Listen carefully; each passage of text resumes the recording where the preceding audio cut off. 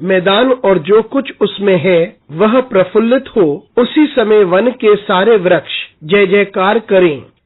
बृहस्पतिवार 6 अप्रैल 2023। आज के मनन के लिए मैंने आप ही के लिए चुना है लूका अध्याय 22 और उसका 44वां वाक्य।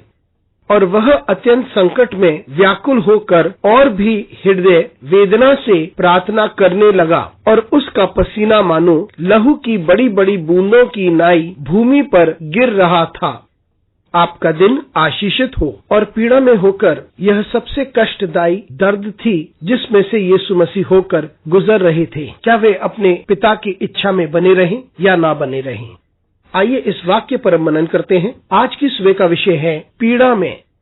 यीशु मसीह इस पृथ्वी पर आए क्योंकि वे सभी को बचाना चाहते थे। इनमें से एक को भी वे खोना नहीं चाहते थे। उसे पता था कि उसे क्रूस उठाना होगा। वे यहाँ आए थे ताकि परमेश्वर उन्हें बल दे। वे संघर्ष में से होकर गुजर रहे थे। यहाँ गेत्सेमनी बाग में थे, एक ऐसी जगह जहाँ पर तेल निकाला जाता था। और ये महत्वपूर्ण है क्योंकि यीशु मसीह स्वयं ऐसे दर्द से होकर गुजर रहे थे और वे इस दर्द में से होकर गुजरते हैं जब वे ये विचार करते हैं कि क्या ये इस प्याले को स्वीकार करें या नहीं। इस प्याले को स्वीकारना का अर्थ यह है कि वे अपने पिता की इच्छा को पूरी कर रहे हैं, परंतु इसके साथ ही साथ उन्हें कष्ट और पीड़ा से होकर गुजरना पड़ेगा। और यदि वे इस प्याले को नहीं स्वीकारते तो इसका अर्थ यह था कि वे अपनी इच्छा पूरी करते हैं, ना कि पिता की। यीशु मसीह इस विचार से संघर्ष कर रहे थे, लेकिन इस वक्त वे इस पीड़ा से गुजरते हैं जब वे इस प्याले को स्वीकारते हैं, लेकिन उनको लगता है कि वे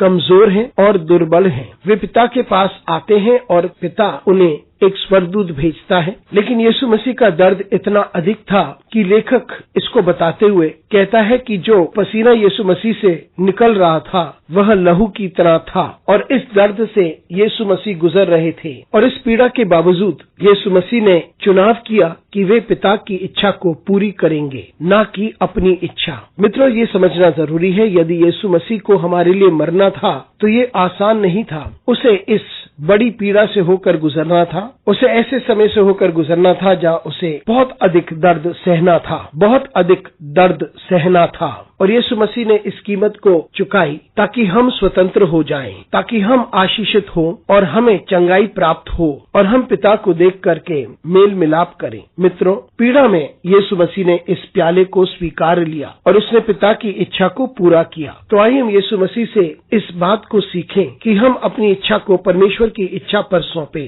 जबकि ये दर्दनाक हो सकता है, ये बहुत कठिन हो सकता है और ये हमारा चुनाव भी नहीं हो सकता है। तो आइए हम अपनी इच्छा को उसकी इच्छा पर सौंप दें। अनुग्रहकारी परमेश्वर स्वर्गीय पिता, तुझे धन्यवाद देते हैं, तेरी स्तुति करते हैं, तेरा आदर करते हैं और तेरी महिमा करते हैं। हमारी सहायता कर परमेश्वर, ताकि हम सब कुछ को तेरी इच्छा के लिए करें और तेरी महिमा के लिए। यीशु मसीह के नाम से मांगते हैं, आमीन।